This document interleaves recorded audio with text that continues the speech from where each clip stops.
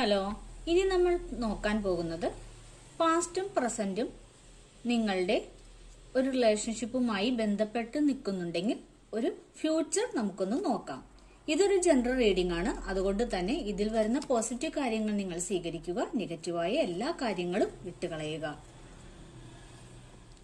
നിങ്ങളുടെ റിലേഷൻഷിപ്പിന്റെ ഫ്യൂച്ചർ ഏതൊരവസ്ഥയിലേക്കായിരിക്കും പോകുക എന്ന് നമുക്ക് നോക്കാം. ഫ്യൂച്ചറിന്റെ അവസ്ഥ എന്തായിരിക്കും? നിങ്ങൾ രണ്ടുപേരും തമ്മിലുള്ള ഒരു ഫ്യൂച്ചർ എന്തായിരിക്കും?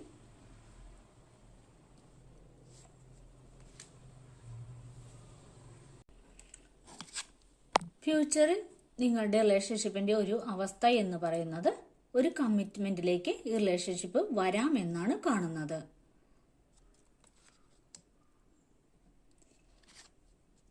പിന്നീട് നമുക്ക് കിട്ടിയ ഒരു കാർഡ് എന്ന് പറയുന്നത് ടവറാണ്.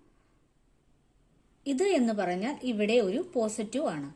കാരണം നിങ്ങളുടെ പ്രസന്റ് എനർജി എന്ന് പറയുന്നത് റിലേഷൻഷിപ്പിൽ ഒരു ബ്രേക്കപ്പ് ആണ് ഉള്ളത്.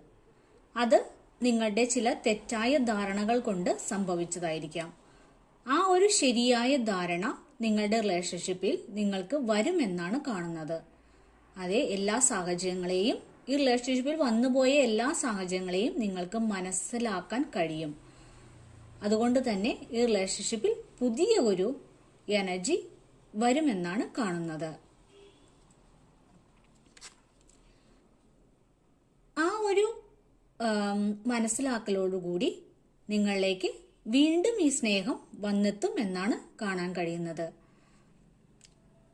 നിങ്ങൾ പഴയ കാലത്ത് എങ്ങനെയായിരുന്നുവോ അതുപോലെ ആ സ്നേഹം നിങ്ങളിലേക്ക് തിരിച്ചു വരും എന്നാണ് കാണുന്നത്.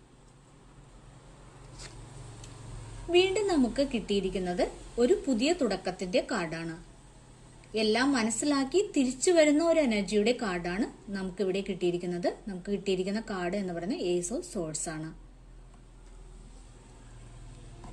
അതുപോലെ തന്നെ ഒരു ബോട്ടം എനർജി ആയിട്ട് കിട്ടിയിരിക്കുന്നതും ഏസ് ഓഫ് വാൻഡ്സ് ആണ്. കാരണം നിങ്ങളുടെ റിലേഷൻഷിപ്പ് വീണ്ടും തുടങ്ങുമെന്നാണ് കാണുന്നത്. Thank you.